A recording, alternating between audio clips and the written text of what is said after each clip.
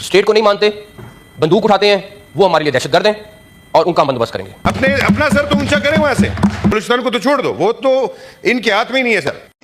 یہ کہہ رہے ہیں کہ ہم ایک ایس ایچ او کی مار, بھائی ایس ایچ او کو چھوڑ دے, اپنے بختربند گاڑیاں تو کچے کے ڈاکوں سے لائے, پہلے ہمارا اپنا سر تو اونچا کریں وہاں سے.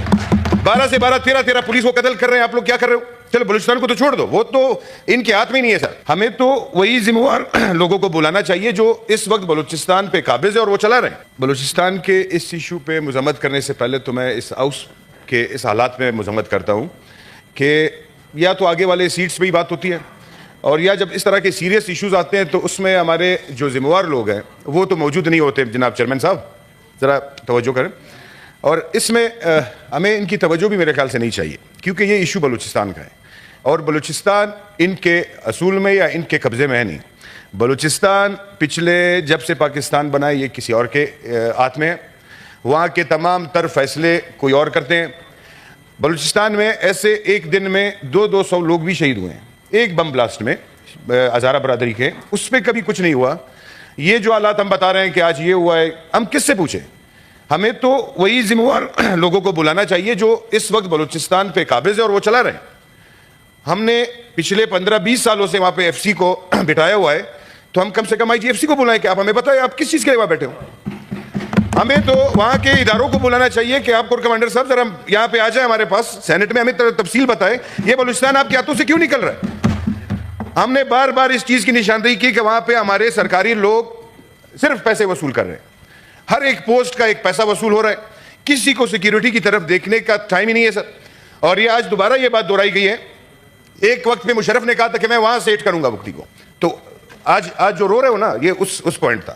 آج یہ کہہ رہے ہیں کہ ہم ایک ایس ایچ او کی مار ہے, بھائی ایس ایچ او کو چھوڑ دے, اپنے بختربند گاڑیاں تو کچے کے ڈاکوں سے لائے, پہلے ہمارا اپنا سر تو اونچا کریں وہاں سے.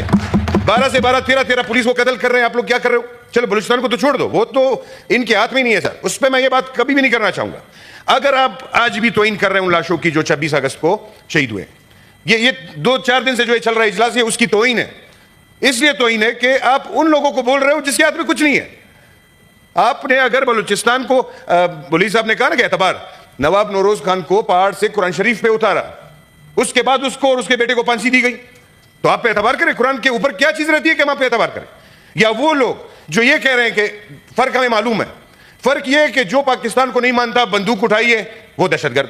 ہم یہ نہیں چاہتے سر, ہم تو چاہتے ہیں کہ اس کو دہشت گرد بنایا کس نے, وہ کیوں پہاڑ پہ گیا؟ یہ بلوچوں نے تو پاکستان کو تسلیم کیا تھا, وہ تو پاکستان کا حصہ بن گئے, آج وہ کیوں پہاڑ پہ بیٹھے پاکستان کی مخالفت کر رہے ہیں؟ اس کا ذمہ دار آدمی جب تک آپ نہیں نکالو گے, جب تک کس کی وجہ سے یہ لوگ وہاں بیٹھے اور کون سا وہ کام ہوا ہے, تب تک آپ کا بلوچستان تو کیا ہے پاکستان ٹھیک نہیں ہو سکتا. یہاں پہ ہمارے وزراء آتے ہیں, آج جو وزراء یہاں بیٹھے ہیں وہ کس طریقے سے ہیں؟ وہ پہلے وزیر بنے بعد میں سینیٹر بنے. اب ان کو ہمیں سننا پڑے گا. یہ بہت غلط روایات ہے جناب چیئرمین صاحب, ہمیں سن کے پھر جواب دیں.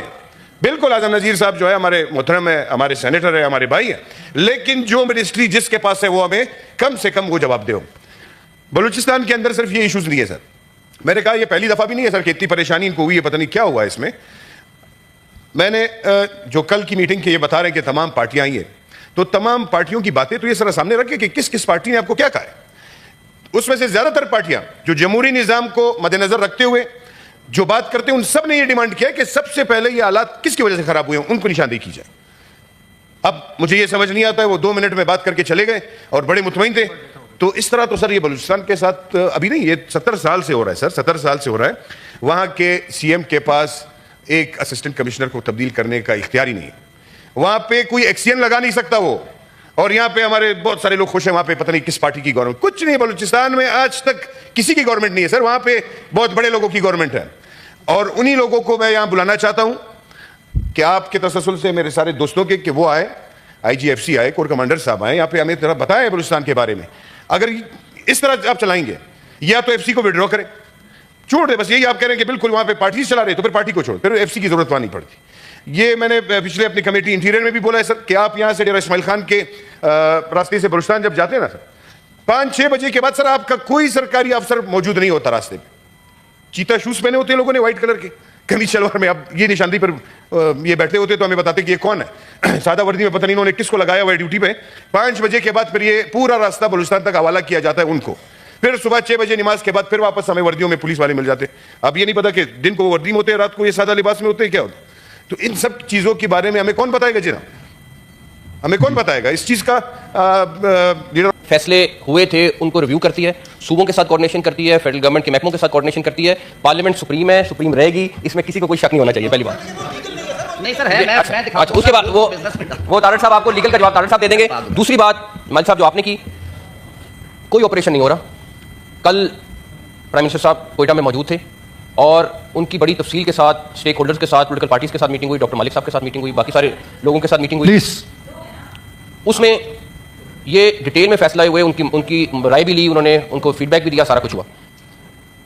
جو لوگ اسٹیٹ کو مانتے ہیں, پاکستان کو مانتے ہیں, ان کو ہم اپنے سر پہ بٹھائیں گے. وہ ہمارے لیے بہت محترم ہے, ان کے ڈفرینسز ہو سکتے ہیں, ہم ان کو ایڈریس کرنے کی پوری کوشش کر رہے ہیں اور وہ کریں گے اور آگے بھی کرتے رہیں گے. جو لوگ اسٹیٹ کو نہیں مانتے, بندوق اٹھاتے ہیں, وہ ہمارے لیے دہشت گرد ہیں اور ان کا ہم بندوبست کریں گے. اس میں کلیئرٹی ہونی چاہیے اور اس میں میرا خیال ہے ہم سب کو اکٹھا ہونا چاہیے کہ جو اسٹیٹ کے خلاف جائے گا اس میں ہم سب کو اکٹھا ہونا چاہیے. جہاں تک رہی بات بلوچستان کے مسائل کی, کل پرائم منسٹر نے 5 ارب ان کی سی ٹی ڈی کے لیے علیحدہ مختص کیے ہیں.